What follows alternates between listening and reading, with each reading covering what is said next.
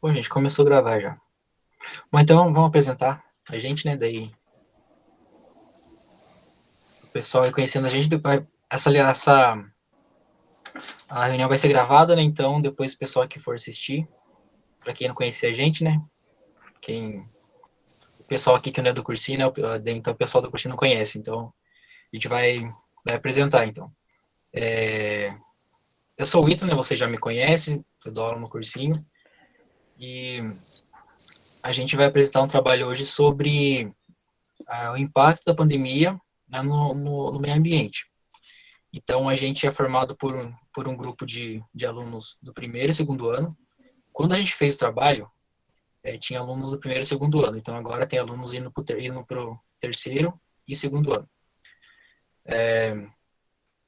Então, acho que pode apresentar a Débora depois. Depois outros se apresentam também. Oi, gente, boa noite.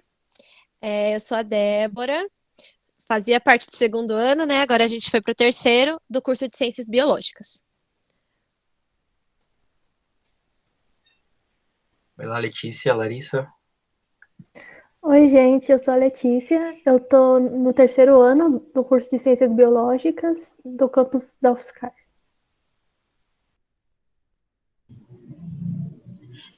Boa noite, pessoal. Eu sou a Larissa. Eu estou indo para o segundo ano também em Ciências Biológicas na UFSCar.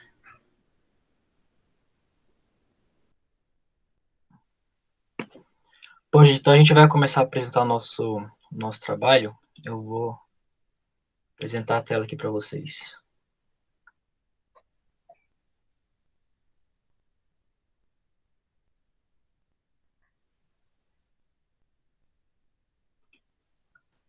Eu vou desligar a câmera para não sobrecarregar aqui, tá? Verdade, tem que desligar a minha também, senão vai sobrecarregar. Calma aí. Agora demora um pouco para preencher a tela já.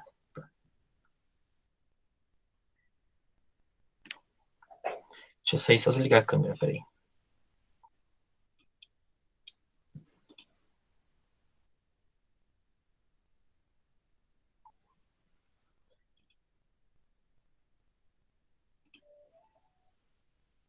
Beleza, gente. Então, esse é o tema do nosso trabalho, que é impactos da pandemia no meio ambiente. A gente já se apresentou, né, para vocês, então a gente vai começar. Então, em primeiro lugar, a gente vai entender como que surgem as pandemias. Ítalo, não tá Oi? compartilhando a tela aqui para mim. Você já colocou para compartilhar? Nossa, peraí, verdade.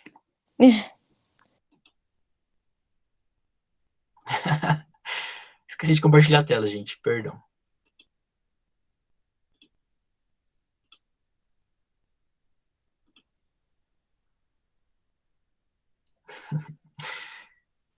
Aí, agora foi. Aí, Valeu. agora vai. Peraí. Então, gente, ó, se forem surgindo dúvidas durante a apresentação, vocês podem interromper, pode perguntar pelo microfone, pode colocar no chat, tá certo? E também durante a apresentação a gente vai fazendo algumas pausas para ver se vocês têm dúvidas, se tem alguma colocação também. Então, em primeiro lugar, a gente vai entender como que surgem as pandemias. A gente, normalmente, até por conta da pandemia atual, a gente pensa que o vírus passa para os humanos através do consumo de animais. Sim, existe isso também, né, do vírus passar para o humano através do consumo de animais, mas também existem outros fatores. Então, esse pesquisador aqui, o Shin, ele fez um levantamento de dados e ele colocou alguns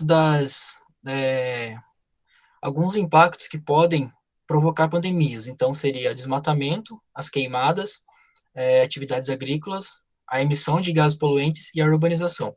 Todos esses impactos, eles causam desequilíbrio na cadeia alimentar de vários ecossistemas. Então, isso pode acarretar no aumento de espécies vetores de doença. Então, esses animais, por estarem perdendo as suas casas, seus habitats, começam a ir para a cidade, começam a se aproximar de humanos, e isso acaba colocando os humanos mais próximos colocando os humanos na mira de novas pandemias, né? Só para ressaltar que atividades agrícolas, não são todas as atividades, tá? Tipo, o pessoal costuma pensar assim que a gente critica atividades agrícolas e tal, mas, tipo, é extremamente necessário essas atividades. Mas o que acontece é que as atividades agrícolas extensivas, né, as monoculturas, desmatamento para realizar essas plantações, isso sim daí acaba causando desequilíbrio, né? Então, existe outras formas de praticar agricultura de modo sustentável, né, sem agredir tanto o meio ambiente. Então, aqui, o mesmo pesquisador, ele elaborou uma tabela. Então, ele pegou dados desde 1800 até o ano de 2000, para fazer um levantamento e ver se realmente essas atividades antrópicas, que tem aqui a perda de floresta, população urbana e a emissão de CO2 atmosférico, se isso tem a ver com o número de pandemias, né, com o aumento de pandemias. Então, vocês percebem aqui nessa linha do tempo, entre 1800 e 1900, teve poucas pandemias, mas olham aqui embaixo para vocês verem como a porcentagem de florestas tropicais perdidas não era tão alta. Também a população urbana não era tão grande, assim como a concentração de CO2 na atmosfera. Então, a partir de 1900, a gente vê que começa a ter um maior número de pandemias. E vendo aqui embaixo, nas colunas de baixo, a gente vê também que começa a aumentar ainda mais a perda de floresta, população, a emissão de CO2. E chegando aqui a partir do ano 2000, entre 2000 e 2020, a gente vê aqui um adensamento de casos de pandemias. Então, observando por esse quadrado aqui, que é uma ampliação desse de cima, a gente vê, olha quantas pandemias de 2000 até 2020. Então, a gente vê que são várias pandemias. Teve a gripe aviária, teve a SARS, teve a gripe suína, teve o Ebola, o Zika e agora o Covid. Então, olha para vocês verem como que, a partir do ano 2000, como que estava elevado a perda de floresta. Peraí, deixa eu ver uma pergunta no chat. A Ana perguntou se é de 5 em 5 anos. De 5 em 5 anos que ocorrem as pandemias. É isso, Ana?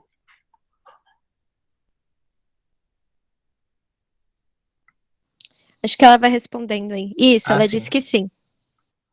Não tem assim, um tempo certo, sabe? De tanto e tantos anos ocorrem as pandemias. Aqui, para facilitar, né, a linha do tempo é colocada de 5 em 5 anos. Mas aqui, mas aqui a gente pode ver que entre 2000 e 2005, aqui, tanto a gripe aviária quanto a SARS, ela ocorreu mais ou menos aqui em 2003. Aqui a gripe suína, lá perto de 2010. Então, tipo, não tem um padrão, sabe? Ela apenas acontece. Então, entre esses 5 anos aqui, foram 4 pandemias. Foram a MERS, a gripe aviária, o Ebola, o Zika, né? Então, não tem um padrão. Mas... Sim, Opa, pode falar, Débora. eu ia falar que, tipo, para facilitar, o pesquisador, ele então vai fazer a pesquisa a partir de determinados anos. E aí, os anos que chamam mais atenção, porque ocorreram maiores eventos, ou de acordo com o objetivo da pesquisa dele, ele vai montar os gráficos, entende? Então, não necessariamente as pandemias ocorrem de 5 em 5 anos, mas elas ganham maior destaque a partir desses momentos. E a gente pode perceber que as pandemias, elas sempre estão relacionadas a algum tipo de, entre aspas, desenvolvimento da sociedade. Então, não necessariamente tem a ver com a idade, mas sim com o período em que aquela sociedade se encontra. E aí, o fato da imigração e da globalização faz com que isso se expanda a nível global, entendeu? Mas não fique presa a anos, e sim a períodos de desenvolvimentos de sociedade, etc.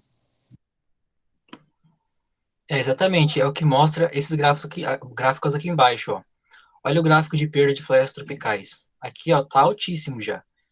a população urbana também aumentou demais, e também a concentração de CO2.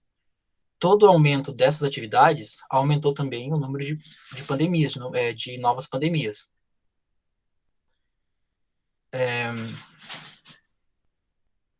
Então, antes da gente falar sobre a Covid, sobre o impacto da Covid no meio ambiente, a gente vai voltar um pouco na história e ver como pandemias passadas afetaram o meio ambiente também.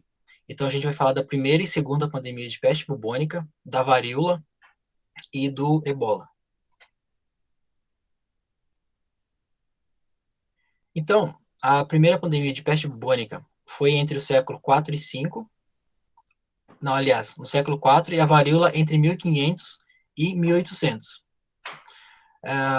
Então, essa pandemia, ela causou um declínio bem acentuado da população. Então, grande parte da população da Europa morreram, e por conta disso, houve a queda da concentração de CO2 na atmosfera. Tá, mas naquela época não tinha tanta industrialização. Como que ocorria a emissão de CO2? Então, naquela época, os combustíveis que eles usavam era a queima de lenha e carvão. Então, isso também libera CO2 para a atmosfera.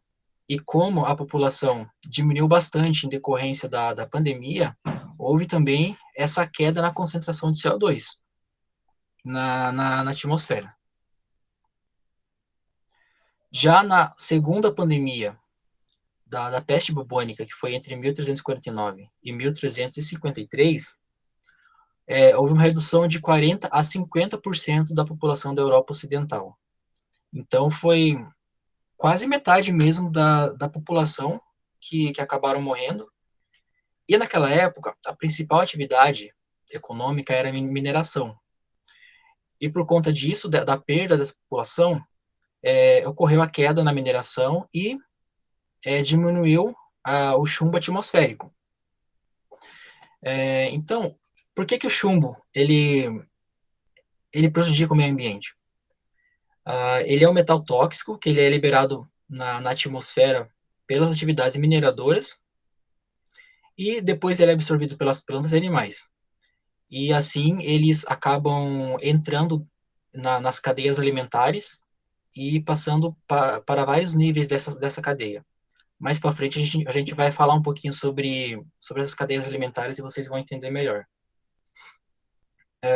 E olha que interessante, ó, um estudo que foi realizado por um pesquisador chamado Moore, ele utilizou documentos históricos e arqueológicos para levantar dados. Então, o que ele fez? Ele pegou dados dos últimos 2.000 anos para ver o nível de chumbo atmosférico ao longo desse período. Então, ele percebeu que durante todos esses 2.000 anos, o chumbo atmosférico foi só aumentando, a concentração foi só aumentando. Só que em 4 anos, ele percebeu que houve uma queda bem significativa. E é exatamente os 4 anos entre 1349 e 1353, que coincidiu exatamente com a segunda pandemia de peste bubônica. Então, aqui vocês veem como isso impactou, né, na qualidade do ar, e, consequentemente, também acaba sendo um ponto positivo para o meio ambiente.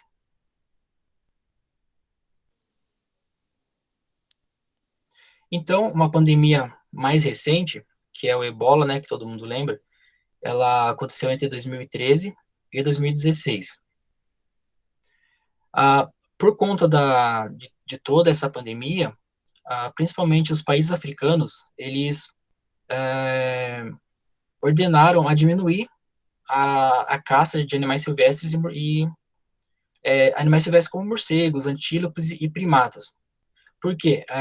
Porque a gente entende até hoje, assim, não é uma coisa certa ainda, mas o que mais é aceito é que o vírus do ebola também surgiu nos morcegos, em alguns morcegos, né, principalmente os frugívoros, e os morcegos, quando eles comiam as frutas, eles deixavam saliva nas frutas, salivas com o vírus. Então, depois ia lá os antílopes, os primatas, javalis, comiam essas frutas e acabavam se contaminando com o vírus. E depois ia o ser humano lá, praticava a caça desses animais para consumir e acabava contaminando o ser humano. Então, por conta disso, o governo dos países africanos proibiu a caça e o consumo desses animais para tentar frear a pandemia. Então, aí mais um ponto positivo para o meio ambiente, né? A diminuição da caça. Tudo bem, gente, até agora? Alguma pergunta?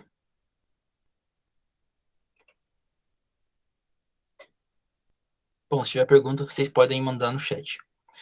Então, antes da gente falar um pouco sobre a pandemia de Covid, a gente vai entender como que os impactos a nível de população podem afetar toda uma comunidade, um ecossistema, né? Porque a gente vê que a pandemia está afetando algumas espécies de animais, mas para a gente entender como que essa ação pode afetar um ecossistema inteiro, que está tudo interligado, né? Então, a Letícia vai explicar um pouco agora sobre as relações ecológicas.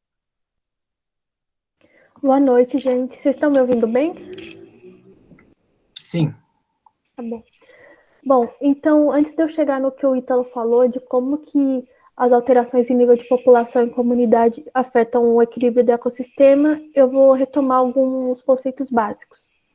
Bom, primeiro, o que são populações? Populações são um grupo de indivíduos da mesma espécie que estão interagindo em uma determinada área. Depois do nível de população, vem o nível de comunidades. Comunidades são conjuntos de populações diferentes que ocorrem ao mesmo tempo em determinado espaço. Então, se vocês olharem a imagem de comunidades, vocês vão ver que é um recife e tem diversas espécies de peixes e eles estão ali interagindo ao mesmo tempo e no mesmo espaço. Pode passar.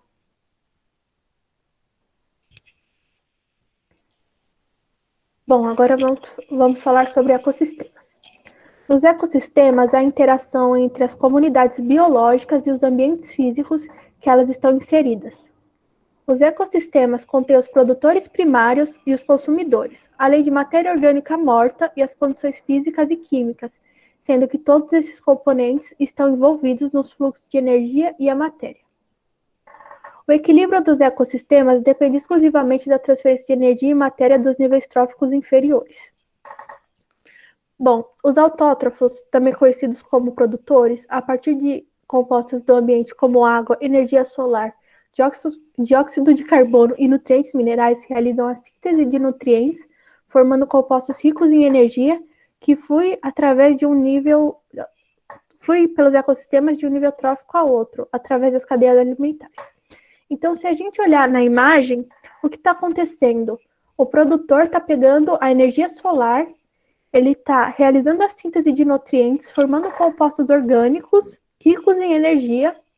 Aí o consumidor primário vai se alimentar dele e essa energia vai fluindo pelos ecossistemas. Depois vem o consumidor secundário, se alimenta do consumidor primário. E se vocês forem vendo, o fluxo de energia ele vai diminuindo entre os consumidores, e isso é muito importante. Pode passar, então.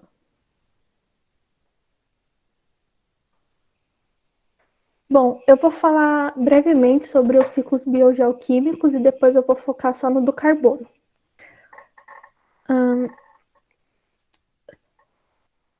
Os ciclos que também são importantes para os ecossistemas são os da água, do nitrogênio, do fósforo e enxofre. Porém, o carbono é muito importante, visto que é um componente necessário à vida. Os seres autótrofos terrestres e aquáticos são responsáveis pela inserção do carbono na circulação dos ecossistemas. Os produtores terrestres retiram dióxido de carbono do ar, enquanto que os produtores aquáticos retiram da água. Então, relembra lá a imagem anterior. Naquele caso, ele usava energia solar. Agora eu estou falando que eles pegam ar, né, o dióxido de carbono do ar, ou a água. E aí, através do processo fotossintético, esses produtores produzem a glicose. Então, os consumidores se alimentam dos produtores e transformam a glicose em energia. Então, de novo, lembra? O consumidor primário, que no caso da imagem era um herbívoro, se alimentou do produtor e aí pegou essa energia, essa glicose, na verdade, transformou em energia. E aí, através do processo de respiração celular, eles liberam o CO2 novamente para a atmosfera. E por fim, naquela imagem, depois do consumidor secundário, tinham os decompositores. E eles pegam a matéria orgânica morta, tanto vegetal quanto animal, degradam ela e liberam o CO2 contido na matéria para a atmosfera. Então, eles reiniciam o ciclo. Então, recapitulando. Primeiro, o carbono se insere através dos produtores. Depois, os consumidores liberam ele através da respiração. E, por fim, os decompositores degradam a matéria orgânica morta e liberam CO2. E como já dito anteriormente, a estabilidade dos ecossistemas é sustentada pelo equilíbrio desses ciclos, considerando os fluxos de energia e matéria, e qualquer alteração desse ciclo, seja em nível de população ou comunidade, podem causar a desestabilização desses sistemas. Pode passar, então.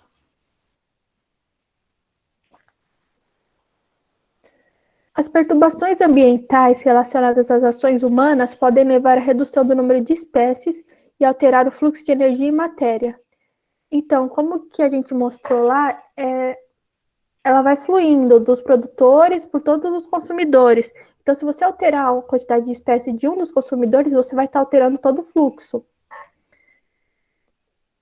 E isso obriga as comunidades ecológicas a se reorganizarem, alterando toda a dinâmica do ambiente. Por fim, vamos falar sobre o aquecimento global.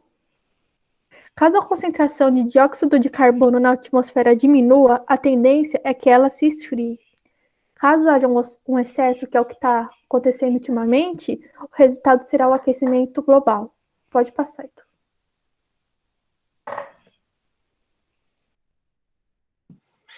Então, gente, agora a gente entra na parte principal do trabalho, né, que é os impactos da pandemia no ambiente. Então, o que vocês acham? Vocês acham que a pandemia está sendo positiva ou negativa para o meio ambiente? Pode falar no microfone, colocar no chat, que a gente lê. O Matheus colocou positiva, ok.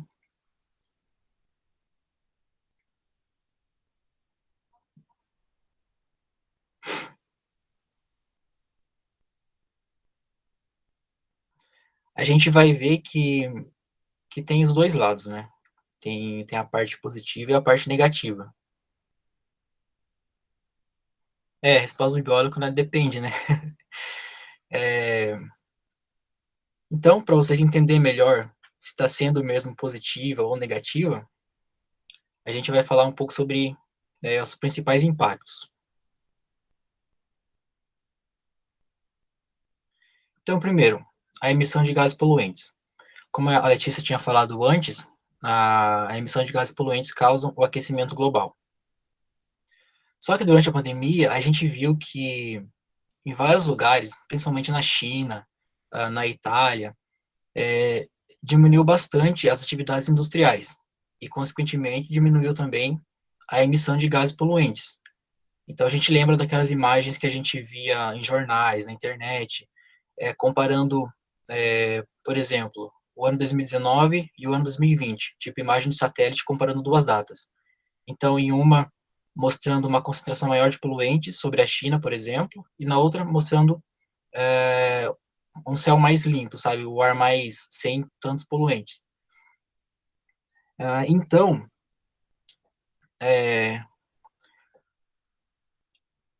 houve pesquisas que mostraram que teve uma queda de 17% da emissão de CO2 em abril de 2020. Então, os pesquisadores foram lá, pegaram os dados de satélite, outros dados também, e chegaram a essa conclusão. E, principalmente na China, houve a diminuição de Na2, que é o dióxido de nitrogênio. Esse é um gás também que, quando ele reage com a água, ele vira ácido. Então, a gente já vê que não é nada legal para o meio ambiente, né?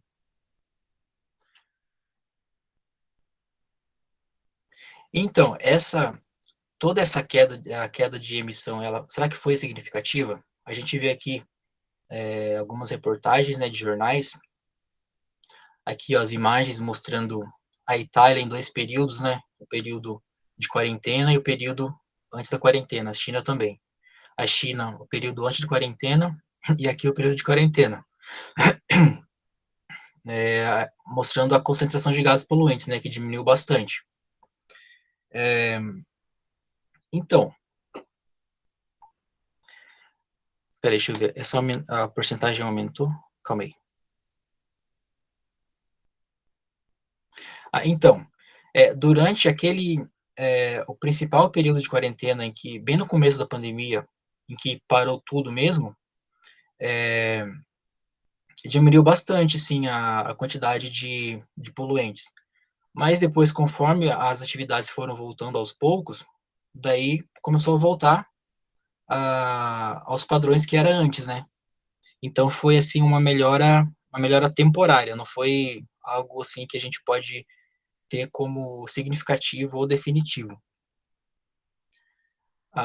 Então, para ter alguma melhora assim bem significativa mesmo, na qualidade do ar, do meio ambiente, essa paralisação teria que ocorrer por alguns anos ainda, sabe? Não só em 1 ou 2 anos de quarentena.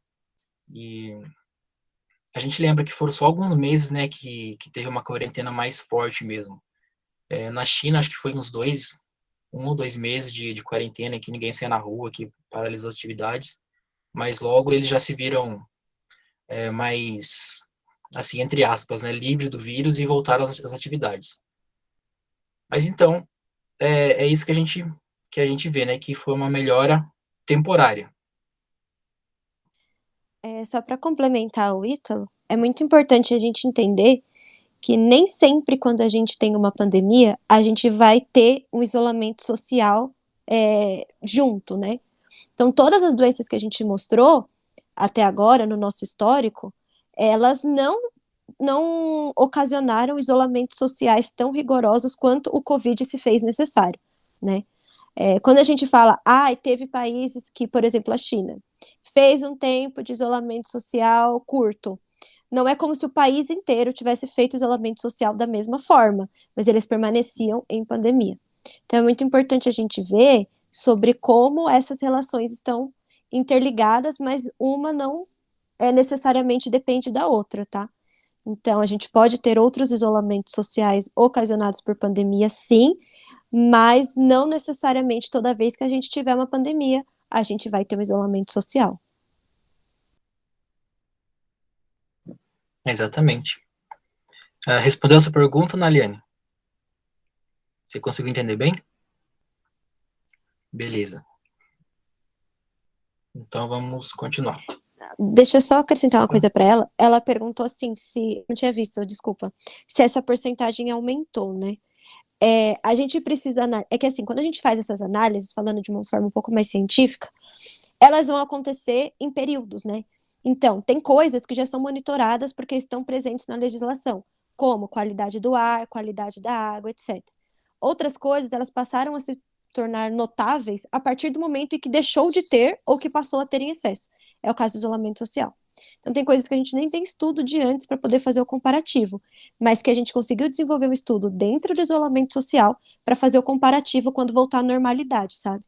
Então, tem muitos lugares que realmente mostraram uma melhoria, mas se essa melhoria foi uma maquiagem ou não, a gente vai descobrir no decorrer da nossa roda aqui, da nossa roda de conversa.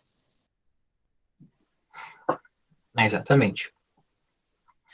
Então, agora, um outro aspecto que a gente viu bastante também foi o clareamento de rios. A gente viu imagens lá do Rio de Veneza, de outros rios ao redor do mundo, com águas bem, bem clarinhas, né? Isso é positivo? É sim, dependendo do fator. Por exemplo, a gente sabe que os seres heterótrofos, que são seres que, aliás, autótrofos, que são seres que fazem fotossíntese, eles precisam da luz solar para realizar a fotossíntese. Então, um rio muito poluído, muito escuro, ele não permite o desenvolvimento desses seres, sabe, de algas que realizam fotossíntese. Então, quando houve o clareamento das águas, por exemplo, no canal de Veneza que a gente está vendo aqui, a luz chegou mais a fundo no rio e permitiu uma maior quantidade de seres autótrofos, seres que fazem fotossíntese. Então, a gente vê um esqueminha aqui, ó, tem os seres autótrofos, né, que são os produtores. Eles servem de alimento para os consumidores primários, aqui são os zooplânctons. Esses zooplânctons, eles servem de alimento para os consumidores secundários. Os consumidores secundários servem de alimentos para os terciários e os terciários para os quaternários. Então, se a gente tem um aumento de produtores, consequentemente, a gente vai ter um aumento dos consumidores primários, secundários e assim por diante. Então, o clareamento das águas é importante, sim, porque aumenta, né, a quantidade de produtores por essas algas permitir maior quantidade de fotossíntese. A gente viu isso em Veneza. O Rio Tietê também, aqui no Brasil, um estudo, uma análise, né, feito pela SOS Mata Atlântica, eles revelaram que diminuiu também a poluição do Rio Tietê. Mas diminuiu por quê? Por conta da diminuição do tráfego de veículos na margem do rio. Porque o Rio Tietê, ele tem a poluição das indústrias, sim, mas também a poluição dele vem, em parte também do tráfego de veículos, porque os veículos liberam pelo escapamento fuligem, que acabam caindo no rio, as fuligens. Então, isso acaba colaborando também para a poluição. E como durante o isolamento social houve essa diminuição da frota de veículos, então era menos fuligem no rio e houve também uma melhora na qualidade da água. Um outro exemplo é o rio Yamuna, na Índia. Esse rio, o governo vinha há 30 anos já tentando limpar o rio, porque é um rio muito poluído, ele tem as águas bem, bem negras mesmo. E 30 anos o governo tentando limpar essas águas e não conseguiam. E quando entrou a pandemia, tiveram que fazer quarentena, e em apenas 10 dias de quarentena, a água desse rio ficou azul. Então, uma coisa que o governo vinha há 30 anos tentando fazer, a pandemia conseguiu fazer em 10 dias, né? Conseguiu melhorar a qualidade da água. Mas será que, além do clareamento das águas, será que melhorou a qualidade da água também? Então, isso é que a Débora vai comentar com vocês agora. Então, trazendo um pouquinho mais a parte da química, né? Então, para quem vai fazer o Enem aí fica a dica. Como que a gente consegue driblar, então, esses dados que nos são apresentados, né? Não é necessariamente porque a gente vê notícias de que os rios estão mais claros e que animais voltaram a aparecer, que a qualidade da água, ela está boa, né? E quando a gente fala especificamente no caso do isolamento social, o que a gente percebe? Que empresas, indústrias e grandes poluentes que estavam sendo jogados no rio todos os dias não estavam mais na ativa.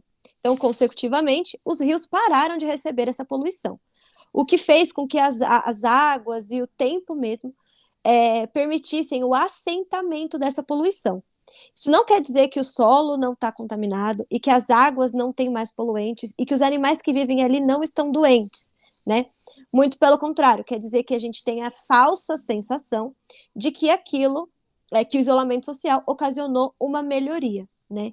Então, tem casos de animais que não eram vistos há bastante tempo, e a gente discute isso em vários lugares, mas tem casos, por exemplo, no próprio Brasil, em que os animais estavam lá, a gente só não conseguia ver, porque era tanta poluição, e isso não quer dizer que os animais estão saudáveis, mas os animais estavam lá, né? E por causa dessa poluição, a gente não conseguia enxergar e muito menos mapear os animais, né?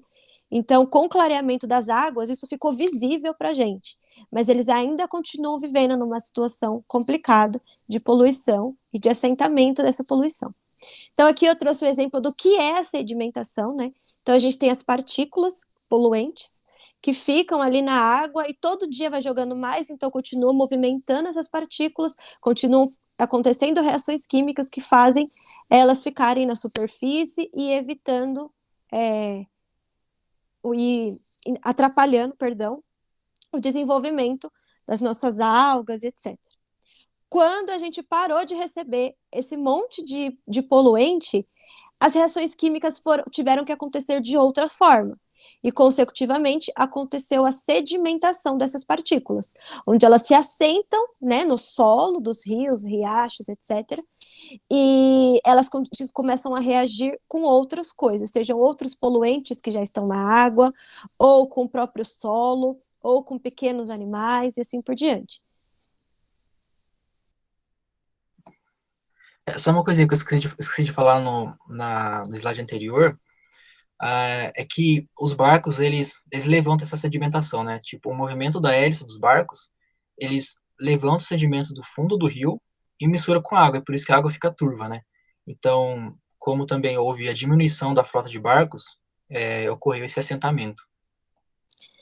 Ítalo, se você puder voltar no slide anterior, só para eu acrescentar uma coisinha, Sim.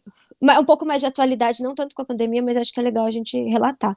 Se vocês verem aqui, a gente tem nessa cadeia, lá em cima, os consumidores quaternários, a gente tem representado um tubarão, né? Isso cai na nossa atualidade, a gente está vendo no Brasil muitos ataques de tubarão. Então, só para vocês verem como a importância de do equilíbrio, né? Então, a partir do momento que a gente proíbe, que a gente atrapalha o crescimento das algas, a gente atrapalha o crescimento e desenvolvimento de toda uma cadeia. E a partir do momento que esses animais não têm como se alimentar, sempre vai ter uma cadeia que vai expandir, vai crescer demais e pode até se tornar uma praga. Então, essa questão da poluição dos rios, ela afeta mais do que a qualidade da água, ela afeta a existência dos animais que vivem ali. E isso afeta diretamente o equilíbrio global e, consecutivamente, a nossa existência como humanos. Obrigada.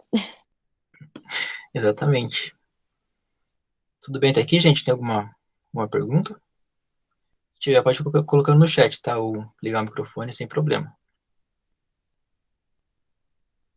Beleza. Então, a gente entra numa outra parte agora, que são os ruídos terrestres.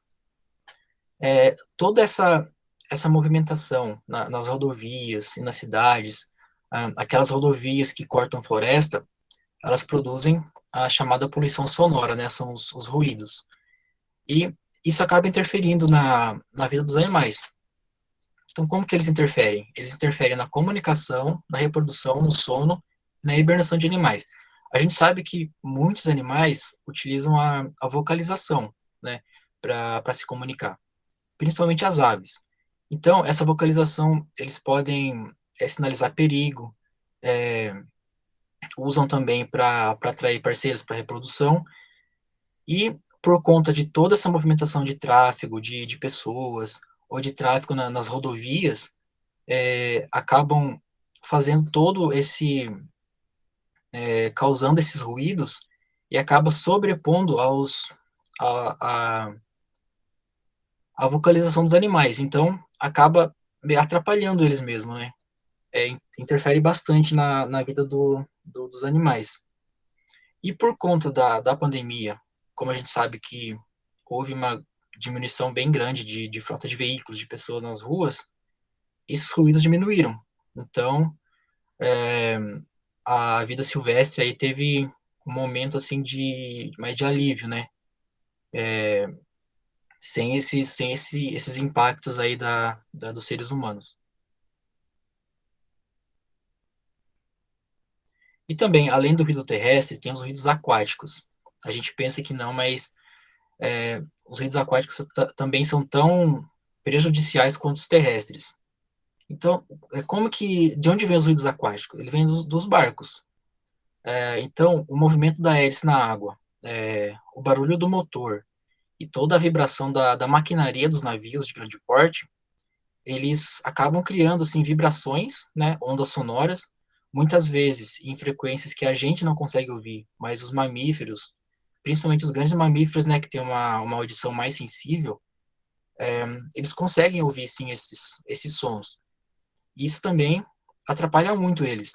A gente sabe que esses mamíferos também usam a vocalização para comunicação, né, para reprodução também, e por conta desse ruído aquático, eles acabam sofrendo, né, acabam atrapalhando eles, e atrapalham também no comportamento deles, como muda o padrão de mergulho dos animais,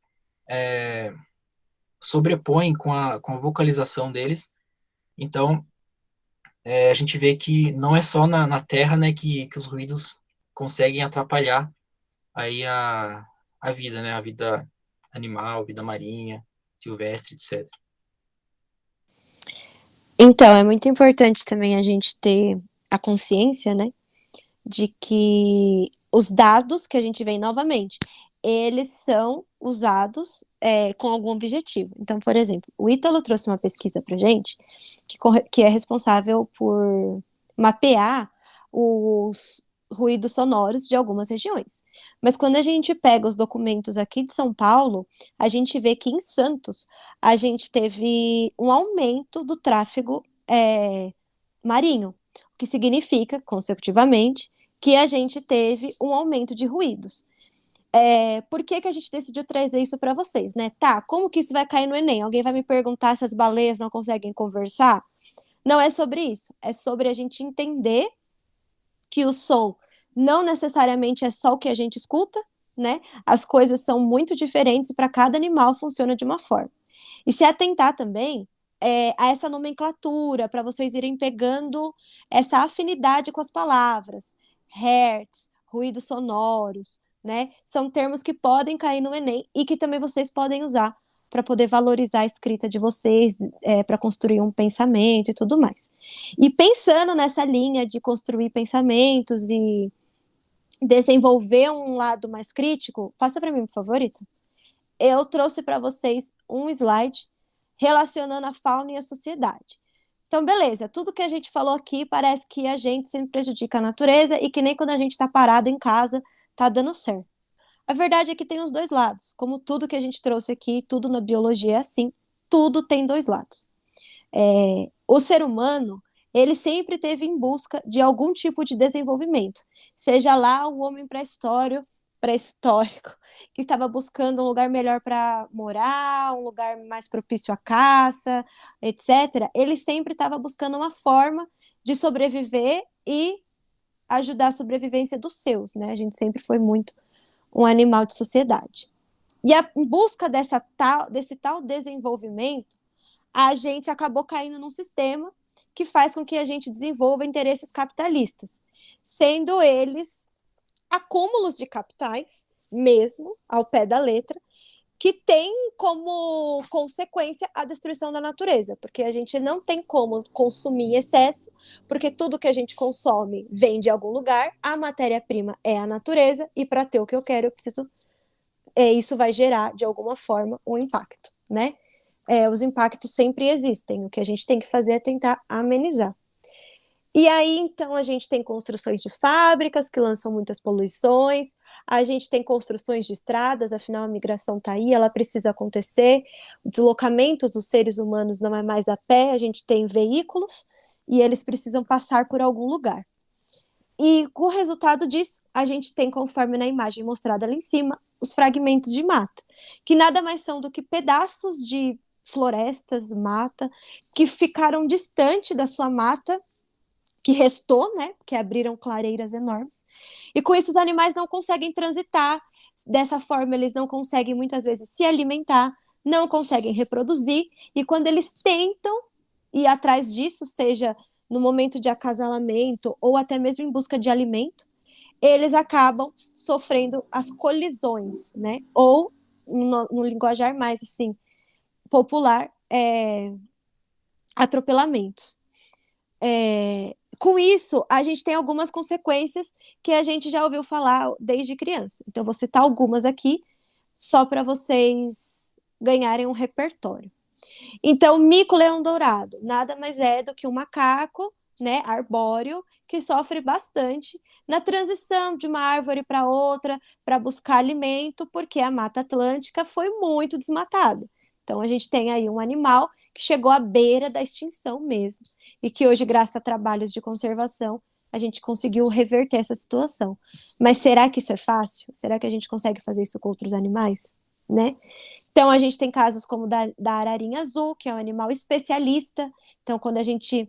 Animal especialista significa um animal que precisa de uma condição específica para ela realizar alguma parte do ciclo da vida dela. Então, seja um buraco de árvore para se reproduzir, seja um tipo de fruta para comer, além, lógico, do tráfico de animais e tudo isso. E, em contrapartida, a gente tem um exemplo não tão conhecido quanto os outros dois, mas muito verdadeiro e um grande problema, que são as onças, né? A onça é um símbolo do nosso país, está até na nossa nota de 50, e ela é um animal considerado extinto na natureza. Ah, por que não tem mais? Não, porque geneticamente é um animal não tão funcional. Por quê? A gente tem pouquíssimas populações. Com isso, acabam acontecendo cruzamentos entre famílias ou indivíduos muito próximos. E a genética, a variabilidade genética, deixa de existir. Quando você reproduz com membros próximos da família, a possibilidade de ter algum desvio, algum, entre aspas, defeito de fábrica é muito maior, né? Então, isso pode ocasionar a morte dos indivíduos, ou até mesmo fazer com que eles não consigam se reproduzir mais, ou que os indivíduos nasçam, mas não cheguem ao ponto de ter uma maturidade sexual e reproduzir. Então, para vocês verem como todas as nossas ações geram uma consequência. Tem as positivas, mas eu trouxe as negativas para a gente poder se situar. E aí fica a pergunta, né? Quanto custa para a natureza as nossas ações? Perfeito, Débora. Aí, a Letícia colocou no chat também sobre uma pesquisa que foi feita aqui na UFSCar, aqui na Lagoa do Sino, né? Então, foi monitorado uma rodovia aqui da região, e durante esse monitoramento, que eu acho que deve ter durado mais ou menos um ano, eu não sei se é isso, Letícia, mesmo, depois você pode confirmar, foram encontrados muitos animais atropelados, né? Sim, foi um ano. Então, para vocês verem, né, como que a fauna sofre, né, com as ações humanas. Tipo, tem alternativas, né? Tem passagem de fauna, que seriam corredores, vamos supor assim, por baixo das estradas, para os animais passarem de um lugar para outro, né? Tem essas alternativas, mas não é em todo lugar que a gente vê isso, né? Exatamente, são corredores ecológicos. Isso, corredores ecológicos. Então, falando um pouco mais sobre animais, a gente viu também dos animais que, entre aspas, né, invadiram as cidades. Em vários países, aqui tem uma reportagem também falando do Japão, Itália, Tailândia, os animais começaram a entrar nas cidades. É uma coisa que não era comum, mas por conta do isolamento, da quarentena, eles se sentiram mais à vontade. E como também são bichos curiosos, né, eles adentraram ambientes que não eram normais que eles entrassem ali. Então, as cidades, elas se transformaram em verdadeiros corredores ecológicos. O que isso significa? Imagine uma cidade, de um lado da cidade tem um fragmento de mata, e do outro lado tem outro fragmento de mata. Então, os animais desses dois fragmentos, os animais terrestres, eles não se comunicam, porque para eles chegar de uma mata para outra, eles teriam que passar por meio da cidade. Mas com a quarentena e isolamento, eles conseguiram atravessar a cidade e chegar nesses outros lugares. E isso facilitou para eles a busca de alimentos e também de parceiros para reprodução. Mas tá, a gente viu, olhando assim, ok, é um ponto positivo. Mas, como a gente vai ver também, como a gente está vendo, nem todas as coisas que a gente olha assim e de cara vê que é positivo, realmente é positivo. A Débora vai explicar isso um pouquinho mais no próximo slide. Eu, de novo, com meus pontos negativos, mas eles são importantes, gente, eu juro. Então tá, até onde ter animais próximo do nosso convívio, do nosso dia a dia, é algo realmente bom, né?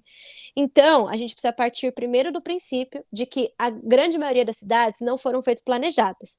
Isto é, foi realmente feita de forma que o homem e a natureza estivessem cada vez mais distantes um do outro. E que como se nós não pertencêssemos à natureza, muito menos dependesse dela. Né? A verdade é que tudo vem da natureza, né? Muitas coisas ruins e boas também vêm de lá. Uma coisa ruim, mas muito necessária, principalmente no nosso processo evolutivo, são as zoonoses. Então, eu trouxe algumas palavras para vocês. Se atentem a essas palavras, anotem no caderno de vocês. São palavras que podem e com certeza vão cair no Enem esse ano, caíram no ano passado e que enriquecem muito o texto de vocês. Então, vamos lá. O que é zoonose?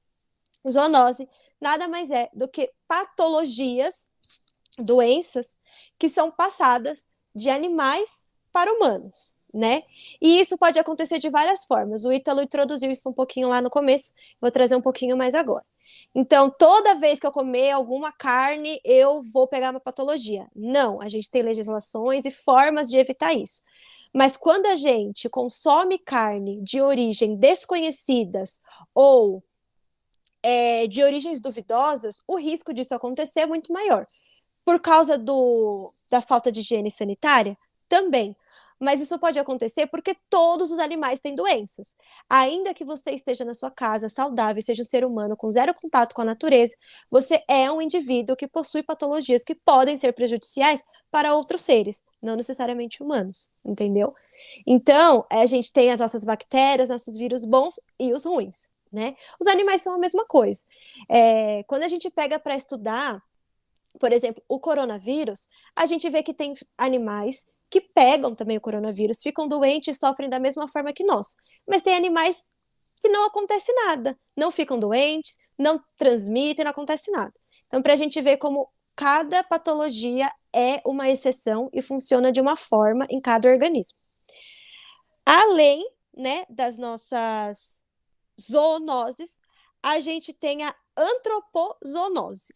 Antropo, de humano mesmo, né, do antropoceno e tudo mais, a gente, seres humanos, o nosso mundo moderno, e zoonose de patologia novamente, porque dessa vez é o ser humano passando doenças para a fauna e os animais silvestres, selvagens e até mesmo domésticos. Isso também acontece, tá? O contrário também é verdadeiro. Então, da mesma forma que o contato excessivo, sem bioética e cuidados, pode prejudicar a nossa saúde, a gente também pode prejudicar a vida dos animais. Além de toda essa questão de patologias e saúde, a gente tem a questão de alteração alimentar. Então, eu trouxe um exemplo aqui desse bando de macaco no meio da rua, né? O que vocês acham que eles estão fazendo aí? Esse lugar não se parece nada com a floresta de onde eles vêm, não tem nada atrativo, muito menos natural, né? Tem 3 galhos de árvore ali, e isso não é nada para animais que estão na natureza e tudo mais, e um monte de carro, asfalto, e um monte de coisa que não pertence à vida natural desses animais. Mas eles, com seres humanos em casa, eles se sentem mais corajosos para ir até esses lugares. E eles vão, lógico, atrás de comida. No caso da Tailândia específica, é uma exceção que a gente vai tratar mais para frente, tá? Mas eles vão atrás de comida, sim. E são acostumados, né, a buscar por alimentos como alimentos industrializados, né? E quando a gente para estudar um pouquinho essa questão alimentar, a gente vê que o que a gente consome é feito para nos viciar e fazer com que a gente consuma mais, e isso daria só uma outra palestra só sobre isso. Porque a gente precisa consumir para que as empresas continuem produzindo. Os animais, muitos mamíferos, não são tão diferentes de nós, né? Alguns alimentos funcionam da mesma forma viciante para eles, para outros animais são extremamente tóxicos. Então, para cada animal, esses alimentos vão causar uma alteração diferente, entendeu? Pode ser fisiológica, pode ser biológica, pode ser neurológica, depende de cada caso, de cada alimento, mas só para introduzir vocês entenderem que a partir do momento que o animal deixa de consumir coisas naturais para consumir o que a gente consome, ele também vai ter alterações. E por último, mas não menos importante, os conflitos comportamentais. Então, os animais, eles têm uma forma de se comportar e a gente tem outra. E é justamente isso que separa a gente. Aí, se a gente pegar, lógico, 3 espécies de macaco, a gente vai ver que cada um se comporta de uma forma. Mas nós, como seres humanos, que temos uma questão mais de moralidade, que é algo que os animais, que é meio que separa a gente dos animais, né? Não possuem como nós. Então, o que acontece? Lógico, muitos anos de evolução nos levaram a isso. Mas a partir desse momento, a gente vê que cada ser humano, dentro da sua moralidade, vai agir de uma forma. Então, se um macaco veio roubar a sacola de alguém porque ele tá com fome, tem ser humano que vai querer bater, tem ser humano que vai querer afastar, tem ser humano que vai sair correndo. E isso, todas essas atitudes vai gerar um conflito, né? Então, se você agride um animal, a tendência dele é se defender. Alguns ficam coagidos, outros atacam, né? E nesse de atacar, por exemplo, só trazendo um exemplo, uma mordida de um macaco com raiva, por exemplo, vai transmitir a raiva para um outro ser humano. E aí, um conflito comportamental gerou uma zoonose. Então, vocês conseguem entender como tudo está interligado? Por isso que é tão importante a gente pensar se estar próximo dos animais de forma sem monitoramento, sem todos os cuidados necessários e sem um planejamento prévio, pode ser perigoso para ambos, né? É isso, pode passar. Perfeito, Débora. Então, dando prosseguimento aqui, tem aqui um outro impacto que a gente pode considerar positivo para o meio ambiente, que é a proibição da caça. Então, na China e no Gabão, é muito comum o consumo de morcegos e de pangolins. Mas a gente sabe que esses dois animais são apontados como os principais transmissores do coronavírus. Lógico que não tem uma teoria assim, uma teoria certa do que realmente, de como que o vírus passou para o ser humano, né? Então, não tem nada certo ainda, é uma coisa muito duvidosa. Mas, tipo, a gente tem essas teorias que a gente vê, né? Que o vírus foi criado em laboratório, daí tem outras pessoas que defendem mais a ideia de que foi por conta lá dos chineses comerem morcegos que acabou pegando vírus. E tem outros também que dizem que o pangolim foi uma espécie intermediária. O que isso significa? Que o vírus que está no morcego, eles não conseguem infectar diretamente os humanos. Então, esse vírus do morcego, ele passou para o pangolim. No pangolim, esse vírus sofreu mutação e essa mutação passou para o ser humano. Então, é por isso que essas duas espécies elas são consideradas principais transmissoras. E por conta disso, esses países, China e Gabão, e até outros países da África, eles proibiram a caça desses animais. E além de tudo, o pangolim ele é um animal que está em risco de extinção. E na China ele é muito consumido. A carne de pangolim ele é muito apreciado. E além das escamas também, as escamas é considerado afrodisíaco. Então, esse animal ele é comercializado, ele é consumido, mas durante a pandemia isso acabou diminuindo bastante. Então, gente, ó, o próximo slide, para quem não gosta de ver imagem forte de animais mortos, eu vou avisando. Se quiser fechar o olho, virar a cara, pode fazer sem problema, porque tem umas imagens meio fortes, ok? Daí é a Débora que vai falar um pouco sobre o próximo slide. As imagens são fortes, mas elas são muito reais, né? Então, falando sobre a caça, o Ítalo trouxe um pouquinho sobre como funciona essa degustação de carnes exóticas fora do Brasil. Mas no Brasil a realidade ela é bem diferente. Então, o que acontece? A caça,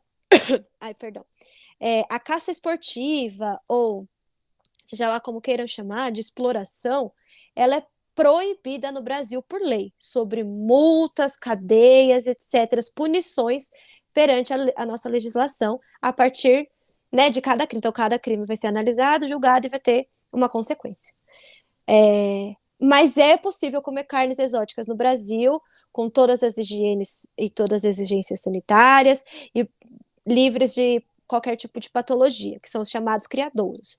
Então, a gente já tem um mercado que cobre essa, entre 1 milhão de aspas, necessidades ou curiosidades, como assim preferirem, da gente, da nossa espécie. Mas nem sempre a gente respeita isso. Então, tem gente que chama a caça de esporte. Sai na mata, Vamos ver quem atira mais, vamos ver quem mata mais, vamos ver quem pega o bicho maior, vamos ver quem pega o bicho mais rápido. E numa dessa, eles vão atrás de troféus, né? Foi assim que a gente teve uma espécie, que mais pra frente a gente vai falar vai dar algumas recomendações, mas uma das espécies... Você lembra qual era o Ítalo? Eu esqueci o nome. Que eles caçaram tanto que o animal simplesmente deixou de existir. Era um pássaro. Como chama? Não Ah, lembro, não. é uma espécie de pomba, se eu não me engano. Eu não vou lembrar o nome. Gente, eu esqueci o nome. Falha no sistema. Mas, enfim, era um animal que tinha em abundância.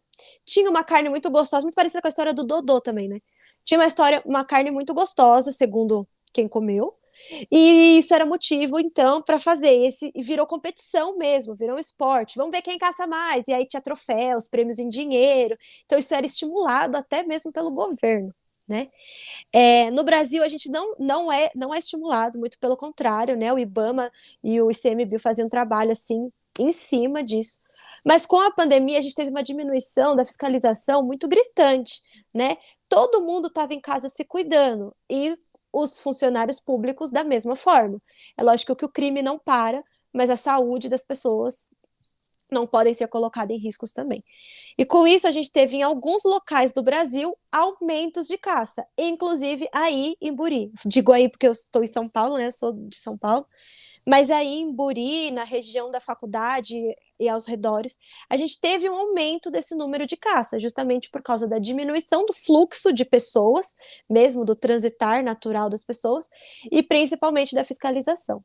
Então eu trouxe aqui na primeira imagem uma armadilha. Gente, isso é uma armadilha pequena que eles fazem para capturar os animais dentro da floresta. São armadilhas muito bem planejadas, enormes, com ferro, aço, madeira, que eles levam para o meio da mata cada dia um pouquinho até montarem uma estrutura enorme, de acordo com o tamanho do bicho que eles querem pegar, tá? Além dessa, tem várias outras, tem de corda, tem umas que são bem grandes, o animal entra e já vem a óbito, outros não são dessa forma. Eu trouxe aqui do lado uma imagem de alguns papagaios, né, os nossos louros brasileiros, que são vítimas também da caça, mas dessa vez não é nem a esportiva, nem entre aspas, a exploratória, mas sim com o objetivo de traficar esses animais. Né? Então eles são são tirados da natureza, retirados da natureza, e colocados em condições desumanas, assim, para serem vendidos ou trocados, dependendo das circunstâncias. Embaixo a gente tem esse cara, que eu me recuso a falar o nome dele, dar qualquer tipo de crédito, mas eu trouxe para a gente ver como isso é uma cultura brasileira, principalmente do interior e de regiões mais do centro-oeste de mata fechada, tá? E tem gente que sai aqui da cidade para ir para o interior para fazer isso, porque aqui a gente não tem mata, né? Não tem floresta, não tem como fazer isso aqui. Mas que fazem grupos e vão para o meio da mata, em regiões mais distantes das cidades, para poder praticar esse tipo de coisa. Esse cara, ele recebe o título de ter sido responsável pela morte de mais de 300 animais do Pantanal, né? Então, assim, entre eles, ele sentado pleníssimo do lado de uma onça pintada, nosso animal que eu citei anteriormente como extinto geneticamente, né? E eu trouxe uma imagem de um jacaré, porque ao contrário do que todo mundo pensa, não é só a fofofauna que está ameaçada, né? Então, fofofauna, entendam animais que são bonitinhos, então a onça, que é super carismática, os passarinhos, que são todos muito bonitos e atrativos, né?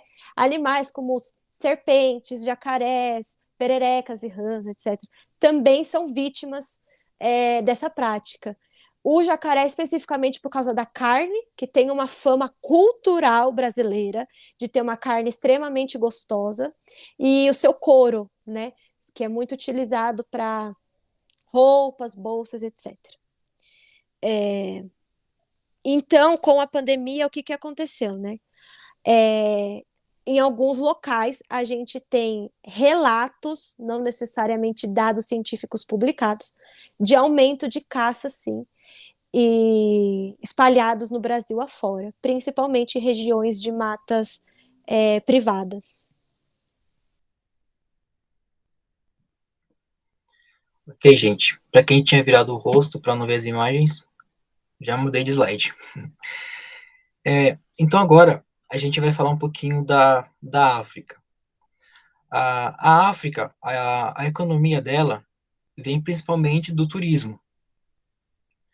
E o dinheiro que são arrecadados do turismo, eles são convertidos para preservação de unidades de conservação, para preservar animais ameaçados de extinção, e por conta da pandemia e da restrição, né, da circulação de pessoas, na África também diminuiu muito o turismo. Então, a arrecadação de verbas, de dinheiro, diminuiu significativamente. Então, os parques ecológicos, as reservas ecológicas, elas ficaram sem dinheiro para manutenção dos parques, ficaram sem dinheiro para os programas de preservação ambiental e também para os programas de salvamento de espécies, né, principalmente as espécies que são ameaçadas de extinção. Então, a gente viu muitos pontos positivos, né, para a fauna mundial da pandemia, mas aí está um ponto negativo, né, porque a África depende do turismo. Então, o turismo ajuda a preservar unidades de conservação, os animais, e por conta da pandemia, isso teve um baque, né, um impacto bem significativo mesmo.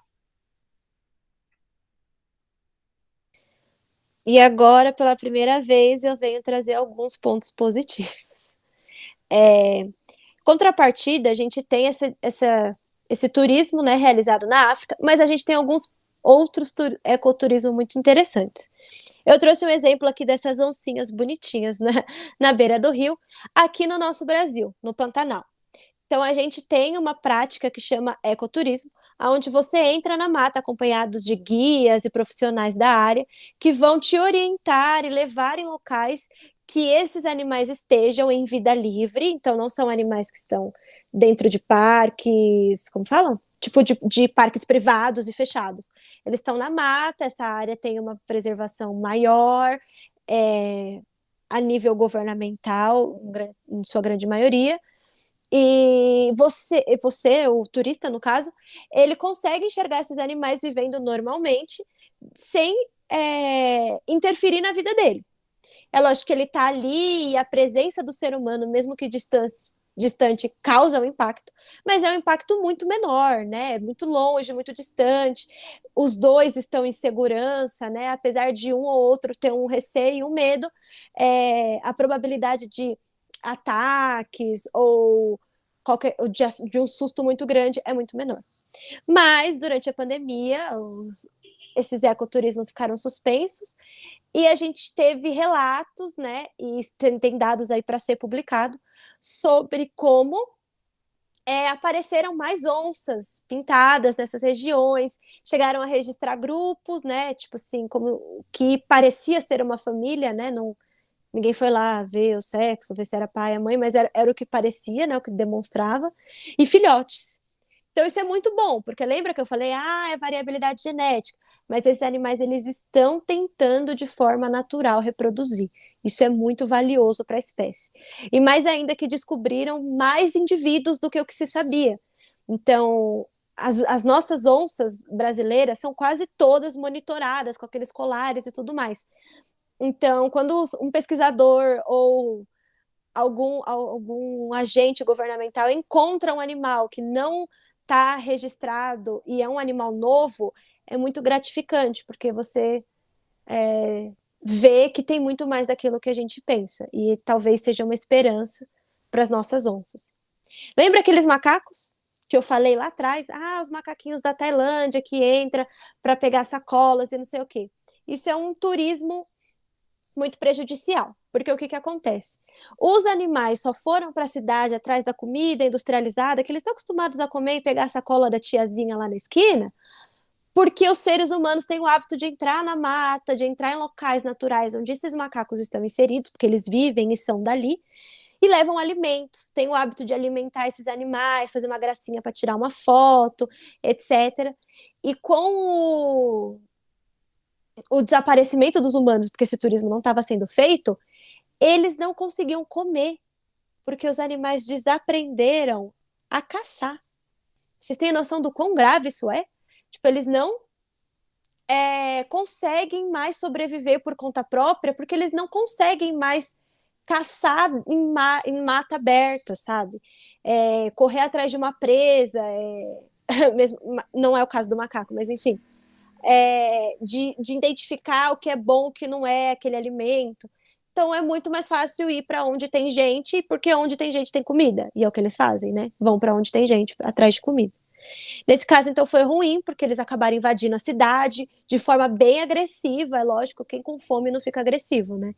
Imagina um animal que levavam a comida até ele, basicamente, todos os dias, em vários horários. No caso do boto cor-de-rosa, que é a imagem de baixo, esse tipo de turismo é muito comum também. Então, pega um peixinho, põe para cima, passa a mão, não sei o quê. Tudo isso é muito complicado. Esse tipo de turismo machuca o animal, porque as pessoas nem sempre são delicadas. Outra que peixe não foi feito para ficar fazendo carinho, né? Ele tá lá na dele, tudo bem, é um mamífero, né? Mas, enfim, boto não foi feito para ficar fazendo carinho. E essa prática de alimentar os animais são bem prejudiciais. Como os alimentos que eles ofertam são muito parecidos com o que eles comem, a diferença na alimentação dos botos, perdão, confundido com peixe-boi, dos botos, não foram tão prejudicadas nesse quesito, mas eles sentem um pouco de dificuldade para caçar, pelo que se é analisado em observação. Mas com a diminuição desse tipo de turismo bem exploratório, os animais conseguem reproduzir, conseguem se comunicar melhor, conseguem acasalar com tranquilidade, coisas que é bem difícil. E a gente teve uma melhoria aí na conservação desses animais, mas agora já voltou esse turismo ao normal, então agora tem que analisar para ver se isso permanece ou não e como que essa volta repentina dos seres humanos ali vai atuar diretamente na conservação dos animais.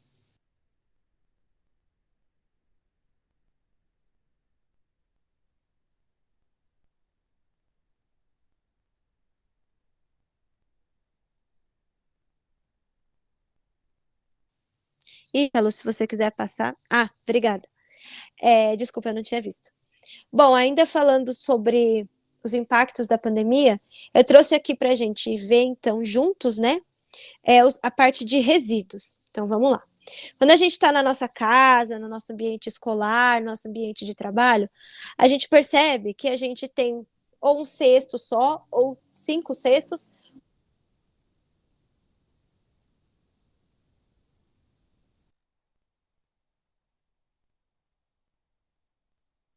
No caso do resíduo hospitalar, o tratamento é bem diferente. Deixa eu fazer uma adendo. Ítalo, tem alguém tentando entrar e não tá conseguindo, eu acho. E pra mim aqui não apareceu nada, Débora. Não? Eu vou pedir para Não. tentar de novo, então. Pede pra tentar de novo. Tá. Então, voltando, desculpa interromper, é porque, enfim. Então, como que isso funciona em ambiente hospitalar, né? De forma bem diferente. A começar que o nosso descarte, né, nesses ambientes, não é num saco. Então, a gente já vai ter tambores de metais, de plásticos, os resíduos comuns, que enfim, de lanchonete, resíduo de escritório, etc., que sim são descartado em sacos, e esse outro aqui, o A, que ele é um saco bem revestido para o tipo de resíduo que ele carrega. Então, e a gente tem aqui essa caixinha amarela, né, que eu não falei dela, mas ela é um recipiente de papelão aonde a gente descarta resíduos perfuro-cortantes. O que isso significa? Que esses resíduos, eles possuem esse recipiente vai receber seringas, tesouras, etc., que possuem fluidos humanos que podem ser contaminantes e que na hora de algum profissional, né, desses centros de triagem entrarem em contato, podem ser contaminados. Então, dessa forma, a gente garante a segurança dessas pessoas que vão fazer o transporte e o descarte correto além do hospital, e também que o descarte seja feito de forma correta. Então, vocês entendem a diferença de um resíduo produzido na nossa casa, no nosso prédio, para os resíduos produzidos dentro de uma clínica, de um hospital? Então, imagina o quão prejudicial para o meio ambiente é quando esses resíduos hospitalares passam a ser produzidos dentro da nossa casa. Então, é lógico que a seringa, por exemplo, já é uma realidade de pessoas que, por exemplo, fazem uso de medicamentos para tireoide, que precisam medir o sangue, ou que fazem uso de seringa para diabetes e que já tem uma forma de descarte habitual no dia a dia, né? Mas para gente que não está acostumado com esse tipo de resíduos na nossa casa, um descarte de máscara, descarte de luvas, descarte de face shield, é uma coisa que a gente teve que inserir no nosso dia a dia, porque realmente não fazia parte. E eu trouxe isso para vocês porque, como tudo que a gente disse até agora, os nossos resíduos também geraram impacto. Passa para mim, por favor, Ítalo. E aqui eu trouxe 2 exemplos, um bem forte e um pouco mais tranquilo, para a gente ver como, da mesma forma que os resíduos possuem graus de descarte, eles também afetam os animais de forma diferente. Então, eu trouxe 2 aves marinhas, uma gaivota e um pinguim de Magalhães. Essa gaivota é um caso que aconteceu no Reino Unido.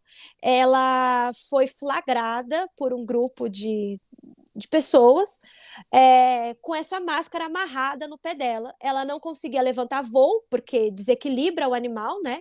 Ela também não conseguia nadar, porque ela tem o pé de pato justamente para conseguir movimentar as patas, os pezinhos, né? De forma a se locomover, e aí ela não conseguia se locomover porque estava presa e amarrada com uma máscara. E aí uma ONG foi lá, resgatou o animal, levou num veterinário que prestou todos os cuidados. Não façam como essa mulher, não encostem numa gaivota sem luvas. E conseguiu tirar a máscara e soltar. O animal hoje vive em natureza e tudo é normal.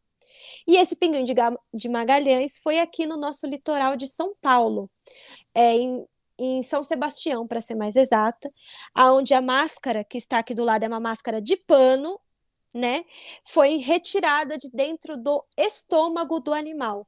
Ou seja, ele ingeriu essa máscara e uma máscara. Olha o tamanho da máscara, o tamanho do pinguim, né? Ele parece muito, aparenta ser um juvenil.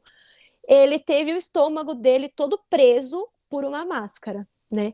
E ele não foi o único, não foi o primeiro e também não vai ser o último, porque as nossas máscaras estão nas ruas e vão ser levadas ao oceano cada vez mais. Aproveitando aí para fechar, né? Aproveitem essas informações para vocês se garantirem mais. A gente está no século do oceano, um assunto muito falado e que com certeza vai ser cobrado em vestibular. Não necessariamente no Enem, mas algum deles vai cobrar. Então, quanto mais embasamento vocês tiverem para escrever um texto ou se prepararem na hora de interpretar uma questão, melhor vai ser o processo de vocês, tá? Pode passar, então.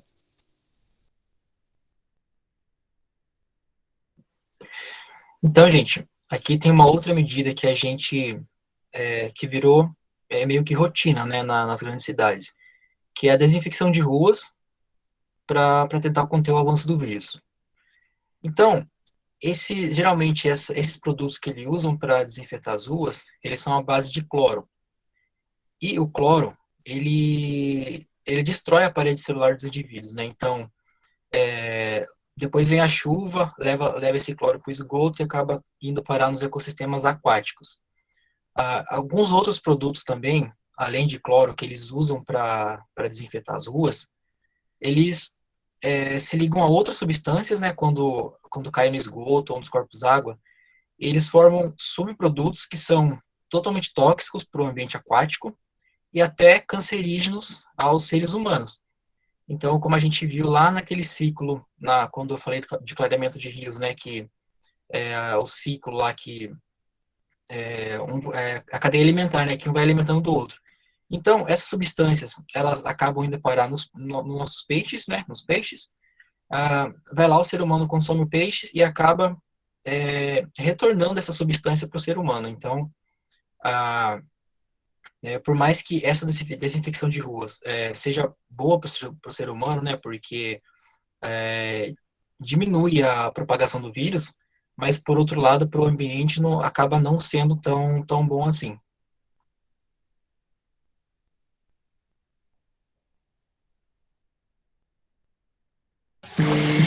Bom, gente, como a Débora e o Ítalo aí estão falando, tudo tem os dois lados, né? E desde a descoberta desse novo vírus, muitas espécies elas têm sofrido bruscamente os efeitos colaterais causados pela pandemia, porque rapidamente o vírus se espalhou pelo mundo e transformou por completo a vida na Terra. Dentre as espécies que obtiveram os impactos negativos, podemos destacar a espécie Neovison vison, que são mamíferos semiaquáticos, são frequentemente procurados pela indústria da moda devido à sua pelagem, para confecção de casacos e acessórios. No início de novembro de 2020, aproximadamente 17 milhões de visons que eram criados em cativeiro foram sacrificados na Dinamarca, depois de um surto de coronavírus que, segundo as autoridades, a espécie estaria transmitida para os seres humanos com uma mutação que poderia, então, prejudicar o desenvolvimento das vacinas.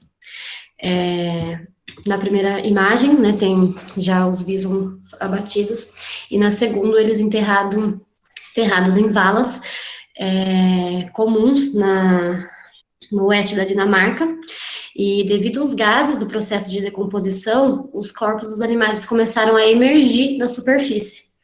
Então, preocupou ainda mais a população local, não somente pelo risco de transmissão do coronavírus, mas também por estarem enterrados a aproximadamente 200 metros de um lago, o que poderia, então, contaminar a água.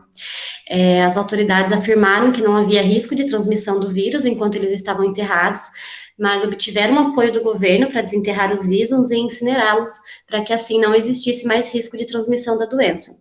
A data estava prevista para maio de 2021, aí eu fui pesquisar mais a fundo para poder trazer para vocês, e eu só achei uma reportagem que falava que eles começaram a ser incinerados em maio, agora, né?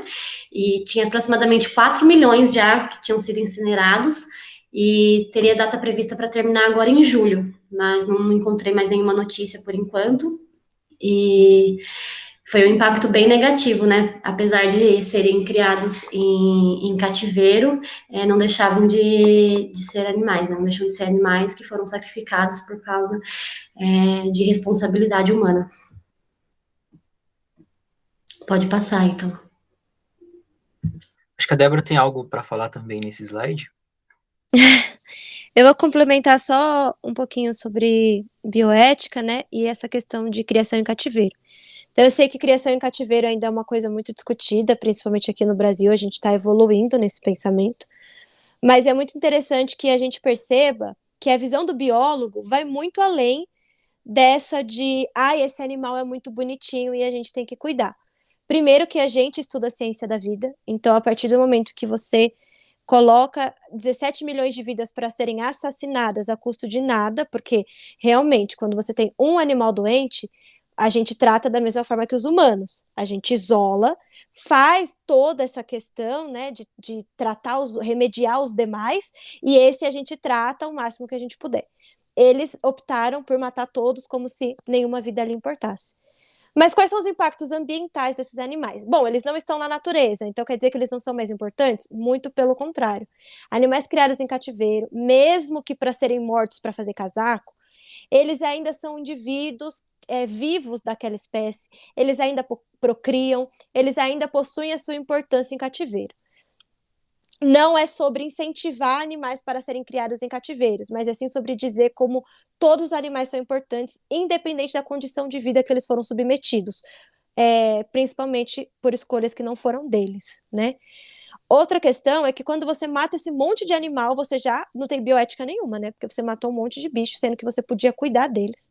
E eles simplesmente enterraram sem nenhum cuidado. Então, não cuidaram do solo, não cuidaram dos corpos, não cuidaram do animal que estava doente, não se preocuparam com o rio que tinha logo abaixo e que as pessoas têm contato, né?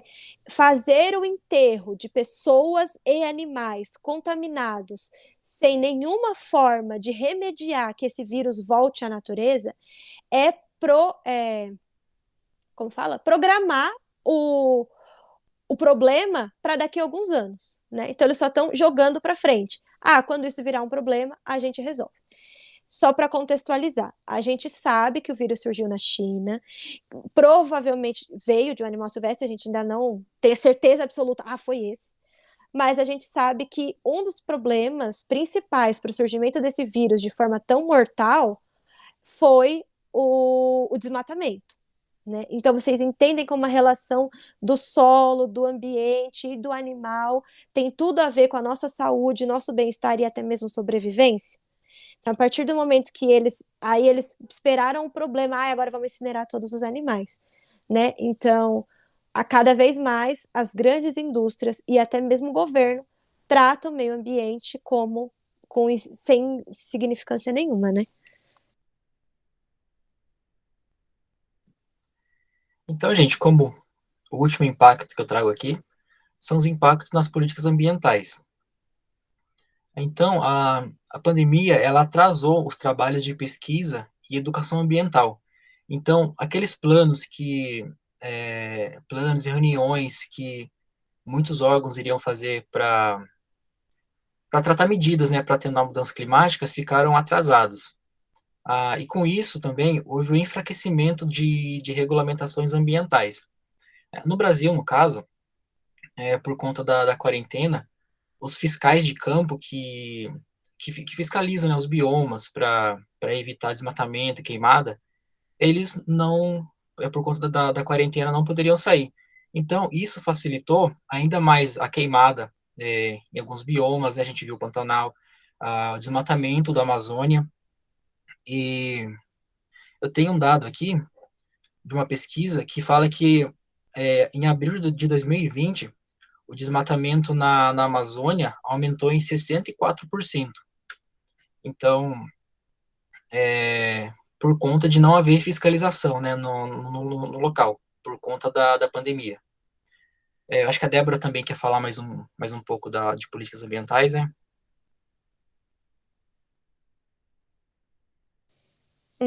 Eu só ia acrescentar algumas coisas, pontuar algumas coisas que muito provavelmente vão cair nas provas.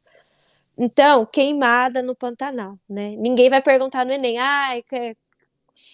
por que teve queimada no Pantanal, essas coisas. Mas é importante a gente entender o contexto do local, o bioma do local, por que isso aconteceu, por que isso foi tão perigoso, e saber a causa principal do problema, que foi, em diversas situações, a gente teve criminosos no Cerrado, no Pantanal, que ocasionaram queimadas muito longas, e isso se dá aquele problema que eu citei lá nas caças, de falta de fiscalização, né? Em alguns casos, conforme algumas declarações, extremamente preparados, né? E intencionais, mas em outros, realmente, por causa da situação, uma situação pandêmica, uma situação mais complicada, e às vezes usada a favor dos ruralistas, né? Acho que é isso. Eu ia pedir para vocês também que vão fazer o Enem, se atentem bastante às notícias, isso é muito atualidade, o Enem gosta de contextualizar, ele vai fazer uma pergunta de matemática e ele precisa de um contexto, né? Isso é algo muito...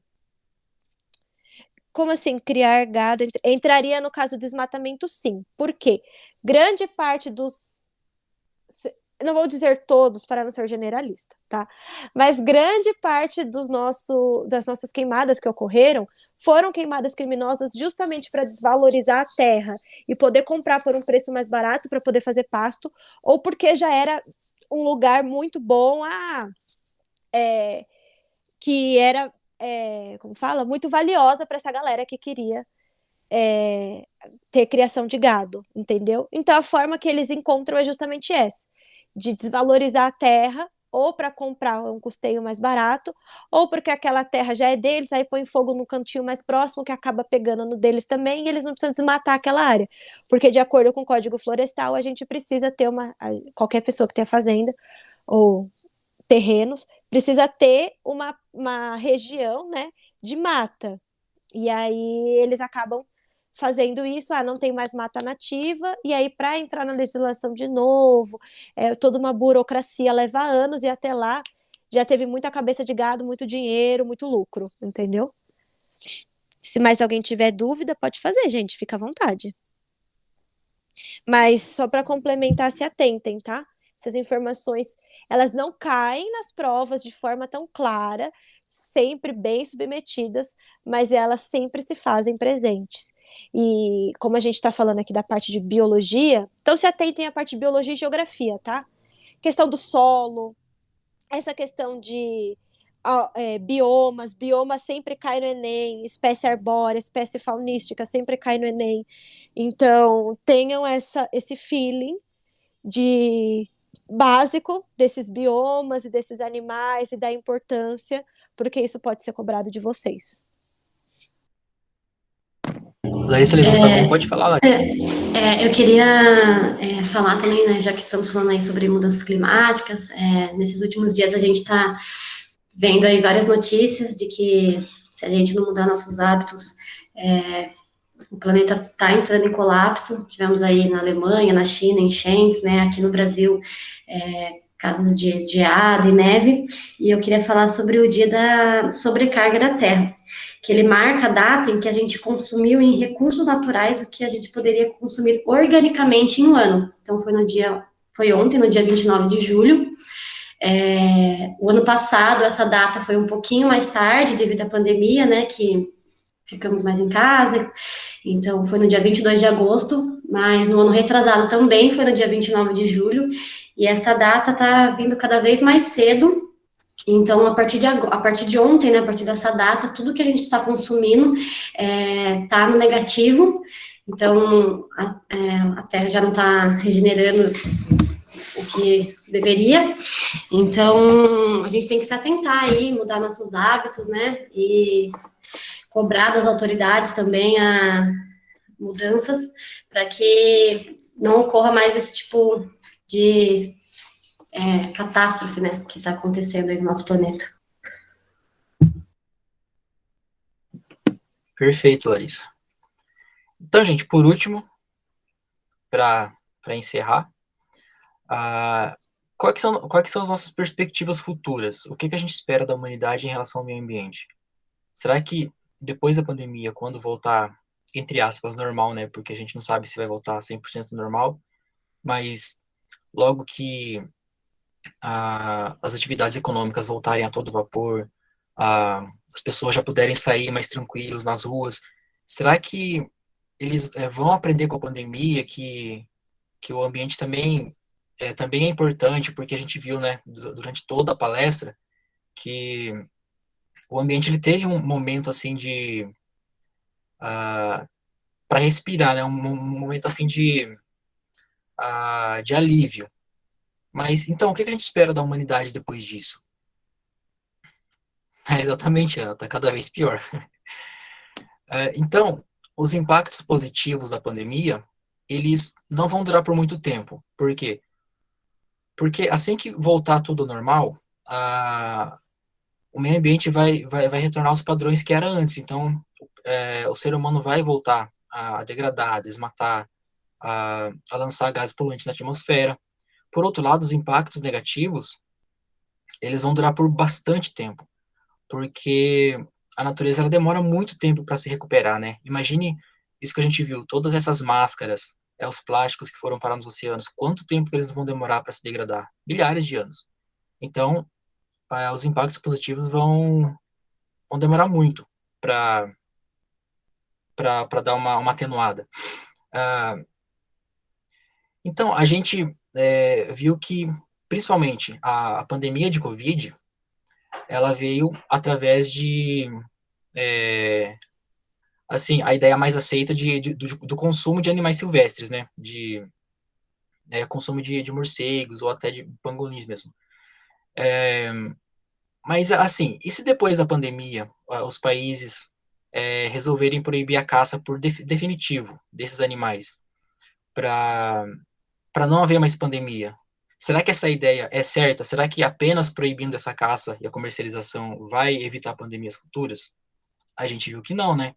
Porque as pandemias não estão ligadas apenas ao consumo de animais. A gente viu vários outros fatores. E outro ponto é que essa proibição vai elevar a rede de crime organizados. Então, o que era legal vai se tornar ilegal. Então, as pessoas vão continuar consumindo, sim, vão continuar comercializando, só que de forma ilegal. E isso vai se atrelar a outras redes de crime organizado, né? Então, esse fortalecimento de ideia de que a pandemia ocorre apenas do consumo animal é algo, assim, que é meio que preocupante, né? Porque essa ideia leva em conta que apenas o consumo de animais leva a pandemias. E aqui, como eu falei, o meio ambiente, após isso, vai retornar aos padrões de conservações anteriores. Deixa eu ver, tem uma mensagem no chat aqui, deixa eu dar uma olhada.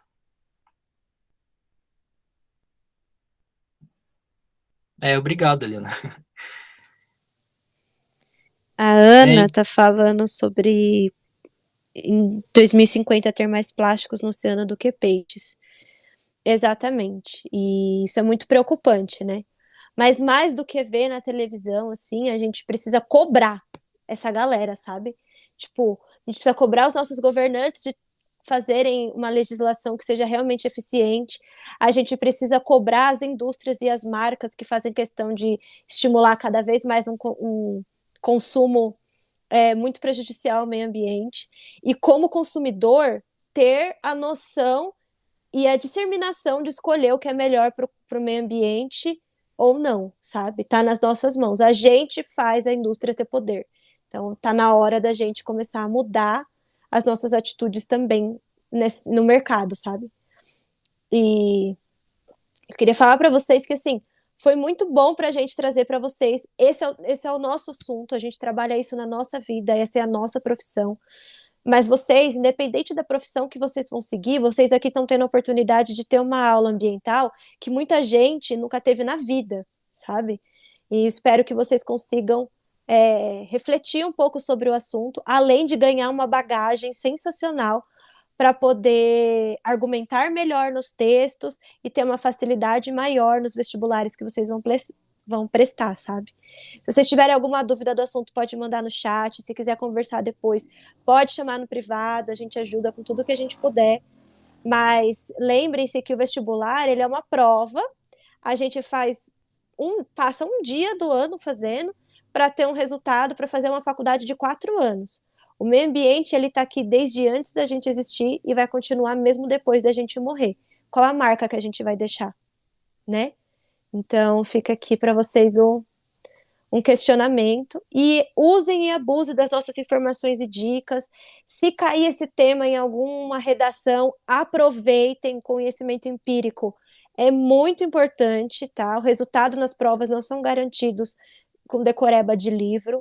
É necessário descanso, então descansem, mas é necessário estudo e experiências. E eu espero ter trazido a gente, né, como um grupo, experiências boas para vocês se saírem bem nos exames. então, gente, aí fica um questionamento para vocês. E o que vocês aprenderam com a pandemia? Né? Levando em conta tudo que vocês sabiam antes e agora depois da palestra. Né, a gente, como a Débora falou, é um aprendizado, né, que vocês tiveram a oportunidade de ter agora. E qualquer dúvida, qualquer assunto que queira conversar, pode chamar a gente. Se quiser, Débora, deixar o número do seu telefone aí no chat também. Se quiserem conversar com a gente, pode chamar, que a gente conversa, a gente discute o assunto, vai ser bem interessante. E agora é o último slide, tá, gente? Eu prometo. Como dica de leitura, a gente deixou algumas dicas de vídeos e leituras para vocês que tiverem curiosidade no assunto, para procurarem assistir. E a Débora quer comentar um pouquinho sobre os tópicos que ela colocou aqui?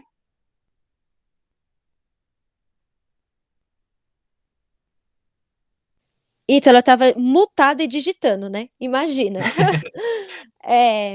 Gente, como eu falei para vocês, assim, estudar para o vestibular é muito importante, mas descansar também é. E eu sei que esse momento a gente está muito tenso, às vezes a gente fala assim, eu vou ver um filme e fala, não vou ver filme não, tenho que estudar. Então eu separei aqui algumas dicas, né, culturais para que vocês possam exercer no dia a dia, tipo, principalmente para quem gosta da área, sabe? Eu tenho muita dificuldade de estudar matemática. Tenho dificuldade não, eu não gosto mesmo. Então, assim, como que eu vou estudar uma coisa que eu não gosto, sabe? De uma forma mais divertida. Então, para quem tem dificuldade com biologia, fica a dica de assistir algumas coisas para que vocês possam aprender de forma empírica toda essa situação. Mas para quem gosta muito, fica uma dica para vocês se aprofundarem no assunto e conseguirem aplicar isso em outras matérias de forma a desenvolverem melhor nas suas provas. Então, querem falar do poema imperfeito primeiro? Pode ser, Débora. Ah, pode falar então, porque Então, o documentário O Poema Imperfeito, ele é muito interessante porque ele mostra como que as ações do ser humano, desde muitos anos atrás, vêm contribuindo para a degradação ambiental, né? Tem também aquele assunto que a Débora falou, daquele animal, eu acho que, se eu não me engano, é um pássaro, eu não vou lembrar o nome agora, mas um pássaro que era considerado o pássaro mais abundante da Terra, e por conta de competições, né, por ele ser um pássaro muito abundante, tinha competições de tiro. Então, conforme os anos foram passando, os pássaros foram acabando, e hoje já não existe mais esses pássaros, né, não existe mais essa espécie. Então, esse documentário tem vários exemplos, né, de como que, ao longo da história, o ser humano ele vem contribuindo para a degradação ambiental. Então, é um documentário muito interessante que eu recomendo. A Débora quer falar do vídeo, Débora, do canudo de plástico? eu vou.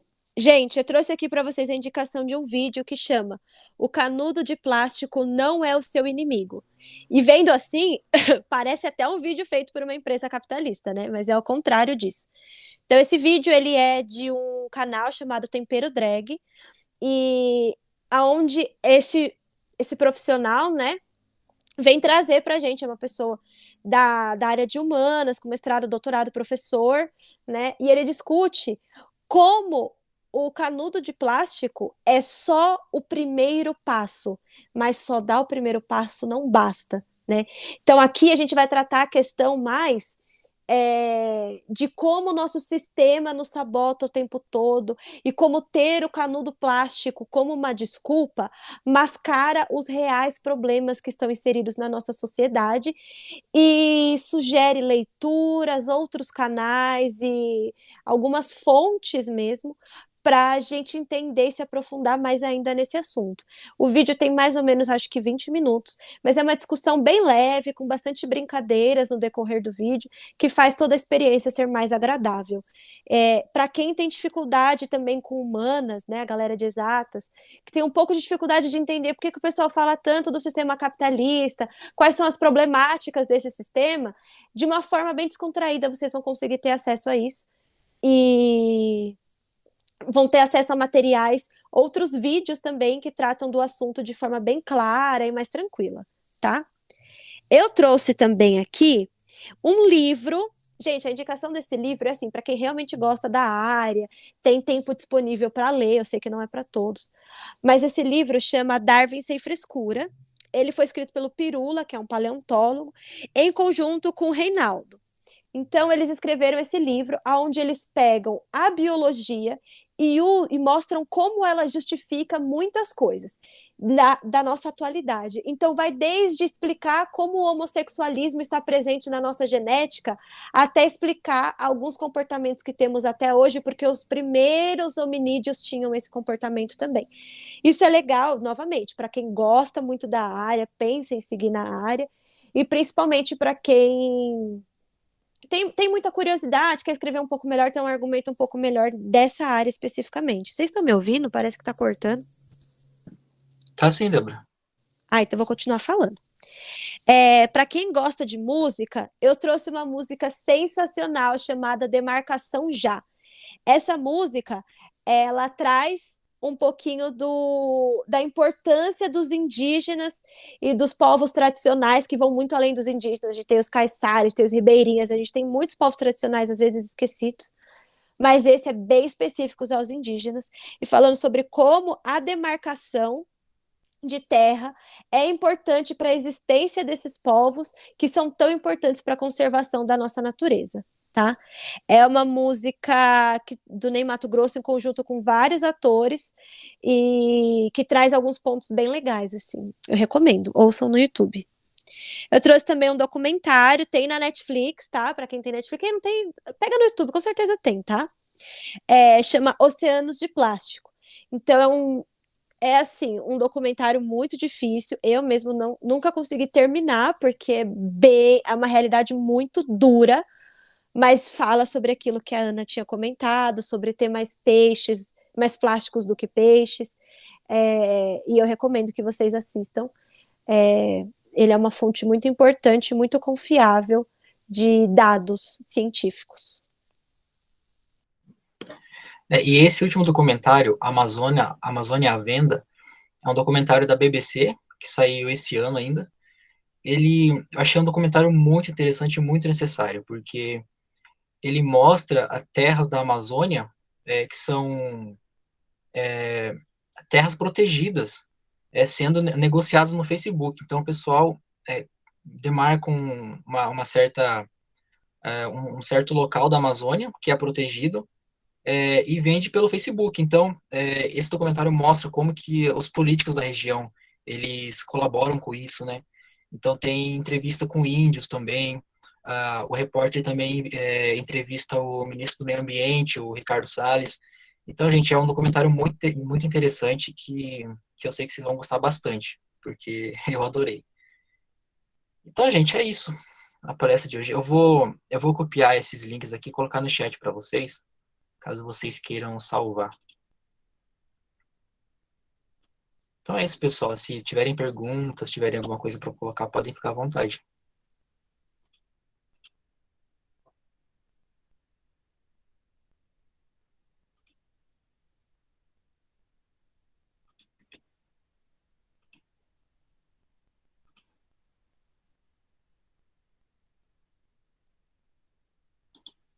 Pode compartilhar a tela aqui para a apresentação também.